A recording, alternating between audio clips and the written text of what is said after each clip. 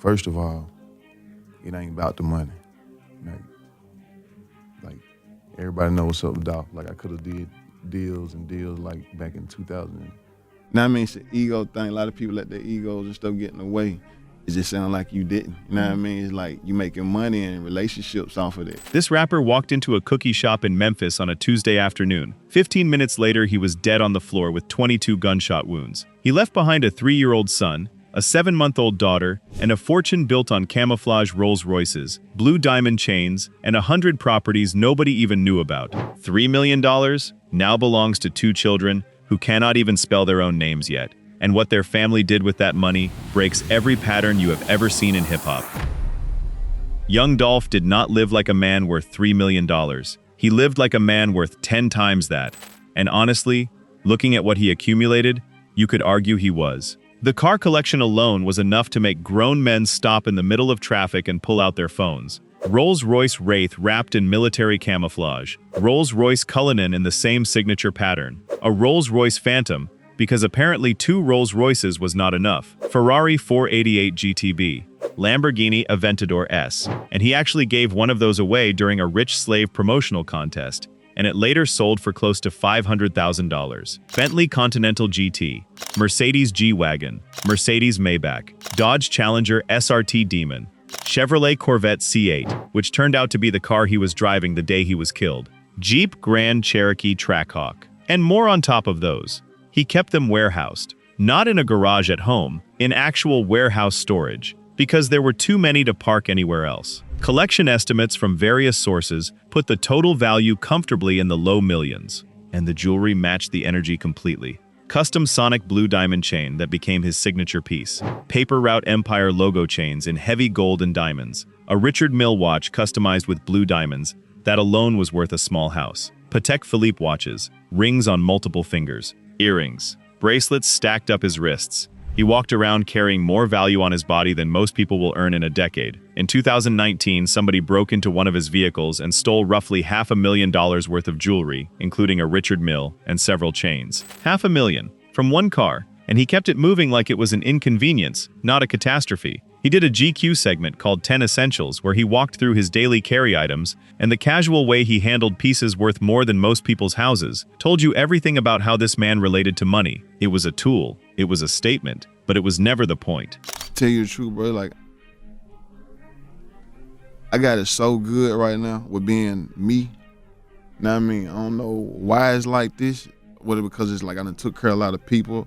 Because while everybody was looking at the camouflage cars and the diamond chains, young Dolph was doing something else entirely with the real money, and almost nobody was paying attention. This is the part of the story that rewires how you think about fatherhood and wealth, and what it actually means to leave something behind for your children. Because I have covered a lot of rappers on this channel, and the pattern is almost always the same. They make money, they spend money, they die or go broke, and their kids end up with nothing except a famous last name and a pile of legal problems. Dolph looked at that pattern and decided he wanted no part of it. Filmmaker and podcaster Tim Jackson stated publicly after Dolph's death that the rapper told him personally he owned over 100 properties in Memphis, over 100, and he rarely rapped about any of them. You could listen to his entire discography and you would hear about the cars, the jewelry, the cash, the lifestyle, but the property portfolio that was actually building generational wealth got almost 0 bars dedicated to it. But the part that really separates him from everybody else is what he did with those properties when it came to his kids.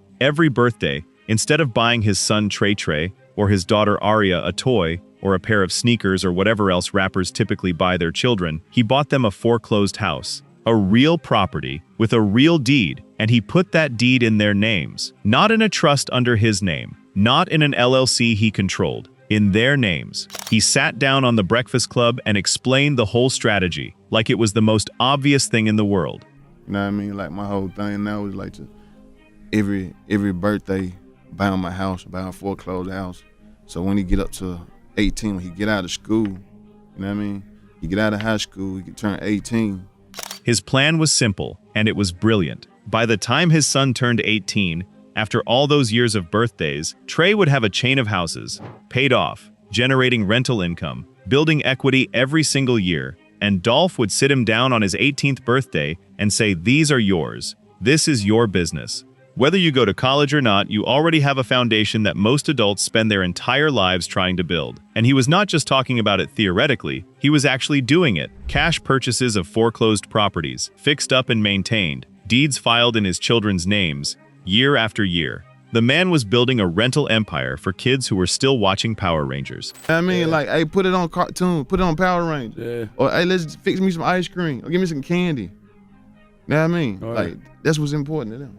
Now think about what that means in the context of what happened next. When young Dolph was murdered, those properties did not die with him. They did not get seized. They did not get liquidated in probate court. They were already in his children's names. They were already generating income. The system he built was designed to survive exactly this scenario. Even though nobody wants to think that a 36-year-old man was planning for his own death, but given everything he had been through, maybe he was. You cannot understand the Dolph estate without understanding why the money is structured the way it is. And that means going back to the decision that defined his entire career. Because young Dolph had every opportunity to take a massive payday and secure generational wealth the easy way. He said no, multiple times. On The Breakfast Club, he admitted it himself. When they asked what was the most a label had offered him, he said $12 million. This shit been going on about 4 years. What's the most they offered you so far?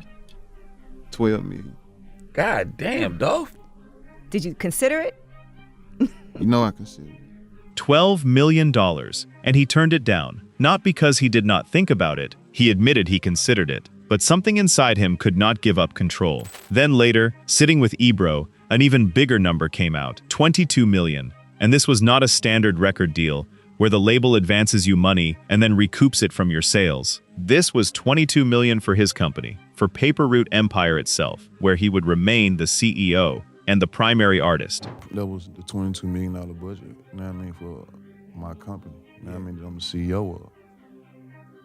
He turned that down too. And when Ebro asked him why, his answer was not flashy or complicated. He just said he looked at how his operation was running, the distribution checks coming in every month, the show money, the merchandise, and he asked himself, what sense does it make to give this away? Even DJ Khaled told him to consider the deal. Even Gucci Mane, his own close friend, understood why the offers were tempting. But Gucci himself acknowledged that what Dolph had going independently was something different and special. And here is why that matters for the inheritance story. Because when young Dolph died, his masters did not belong to Atlantic or Interscope or Sony or any other corporate entity. Every single song he ever recorded, he owned. That means every stream on Spotify, every Apple Music play, every YouTube view, every sync license for a commercial or a movie or a TV show, all of that revenue flows directly to his estate, not to a label that takes their cut first, not to a distributor who controls the release schedule, directly to his family. Paper Route Empire did not shut down when he died. The label kept operating. It continued releasing music from other artists on the roster and put out posthumous Dolph projects, including Paper Route Frank. That label is still generating revenue. His music catalog is still generating revenue. And because he never signed away ownership, every single dollar of that goes to Mia J and the children. You start stacking that on top of the real estate portfolio, and suddenly the $3 million net worth figure that gets thrown around online starts looking like a snapshot of one moment in time, not the full picture. The estate is not a pile of cash sitting in a bank account getting smaller every month. It is a collection of income-producing assets that are actively growing, music royalties that increase as streaming numbers climb, a label that continues to operate and sign artists, a portfolio of properties that appreciate in value and collect rent every single month. This is not inheritance in the way most people think about it. This is a machine. To understand why Mia J handled the estate the way she did, you have to understand what this family actually looked like before November 17, 2021. Because the internet talks about Mia J like she is just some rapper's baby mama who hit the lottery when he died, and that could not be further from the truth. Mia J and Dolph were together for roughly a decade. They were not married, but they were planning a wedding for 2022. He talked about her with the kind of respect that told you this was not a situationship or a casual arrangement. This was a woman he trusted with everything. And if you knew anything about young Dolph, you knew that trusting somebody with everything was not something he did easily. I trust my mama. Trust my baby mama. You know what I'm saying? Like, he said it on The Breakfast Club himself. He trusted his mama and he trusted his baby mama. Coming from a man who grew up watching partners betray each other, watching women clean out entire stash houses over arguments, watching loyalty collapse under the weight of money and ego, that was not a throwaway comment. That was the highest endorsement he knew how to give. Their son Trey Trey, born Adolph Thornton III around June 2014, was the firstborn who Dolph was actively raising to be a provider and a protector. Even at 3 years old, Dolph noticed the boy was already overprotective of his baby sister. Like my son, he 3 years old, and like right now he overprotective of his little sister. You know what I mean? The 7 month. So it's just, I'm gonna raise him right. You know what I mean? Like my whole thing now is like to. And their daughter Aria Ella, born around April 2017, was still a baby when her father sat on that radio show and mapped out her entire financial future through birthday foreclosure purchases. She was 7 months old and already had property in her name. Let that sink in for a second. Dolph came from a household where his parents were consumed by crack addiction during the epidemic and could not raise their 5 children. His grandmother, Ida Mae Thornton, a beautician in South Memphis, raised the boys in the Castalia Heights neighborhood, while his other grandmother raised the girls in Chicago. He grew up watching an 80-year-old woman try to keep 3 boys alive in a neighborhood that was gang-infested and drug-infested and everything else infested, as he described it himself. He resented his parents for years. He felt like they chose drugs over their children. But as he got older and got into the streets himself, he started to understand that addiction is not a choice the way a child thinks it is. He reconciled with both his mother and father. He dedicated songs to his mother. He moved them out of the hood entirely, 45 minutes outside Memphis, into a neighborhood where there were no crack houses on the corner and no liquor stores within walking distance. That was his version of rehab. Remove the environment and let the healing follow. So when Dolph talked about making sure his children's environment was right, he was not reciting a parenting book. He was speaking from the scar tissue of his own childhood. He knew what happened when kids grew up in the wrong environment with the wrong influences, because he was that kid. And he swore on everything that his children would never experience what he experienced. So really, both of my kids, they got to be, first of all, their environment got to be right. They'll never grow up in the environment I did.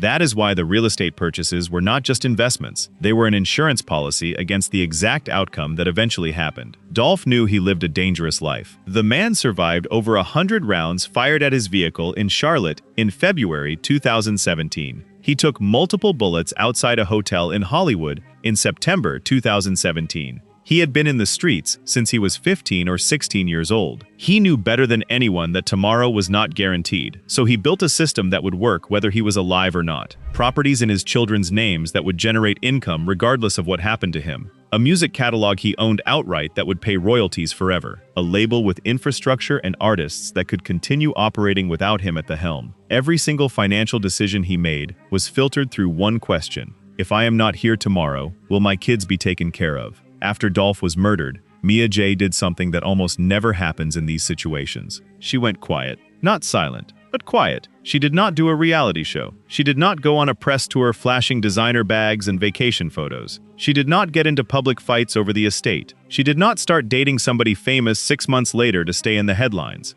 What she did was grieve. She described losing Dolph as having her future stolen from her. She talked about the difficulty of staying strong for 2 young children while processing the loss of the man she was supposed to marry. She turned to therapy, Reiki, yoga, and meditation. She raised her children away from the spotlight while making sure they understood who their father was and what he stood for. Her son Trey Trey, who was roughly 7 when his father was killed, went through a period of intense anger and acting out. That is a normal response for a child who loses a parent to violence. And Mia handled it by getting him into mentorship programs and karate as outlets for the aggression and grief. She did not put him on camera crying for sympathy clicks. She got him help, and then she channeled her pain into something productive. The Black Men Deserve to Grow Old initiative, which she had originally launched after her own brother was shot earlier, gained massive visibility after Dolph's murder. She turned it into a streetwear brand, with proceeds supporting families affected by gun violence. Both Trey Trey and Aria contributed designs to the collections.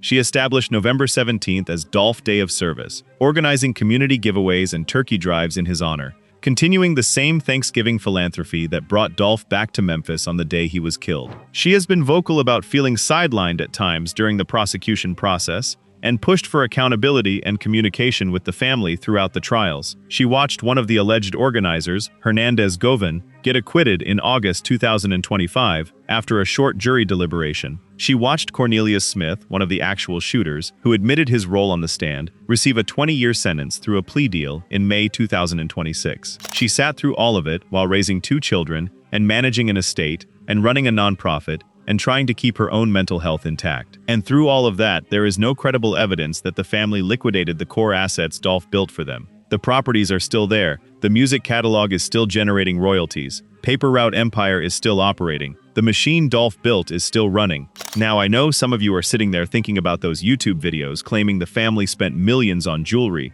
or liquidated the car collection, or burned through the inheritance in 2 years. And I want to address that directly, because it matters. There were reports after Dolph's death that some vehicles from the collection were sold. One secondary source mentioned approximately $2.3 million in proceeds, but reliable confirmation of exact terms is extremely limited, and some of the commentary around those sales pointed to practical considerations, like storage costs, rather than financial desperation. When you have a fleet of luxury vehicles sitting in warehouse storage, the monthly costs of insurance, maintenance, climate control, and security add up quickly. Selling some of those vehicles is not blowing through an inheritance. It is asset management. The jewelry claims are even wilder. Viral videos have thrown around numbers like $12 million for the total collection. But none of those figures come from verified appraisals or estate filings. They come from speculation based on what people saw him wearing in music videos and Instagram posts. And I should not have to tell you that the internet's estimate of a dead rapper's jewelry collection is not a reliable financial document. Claims of 9-figure net worths,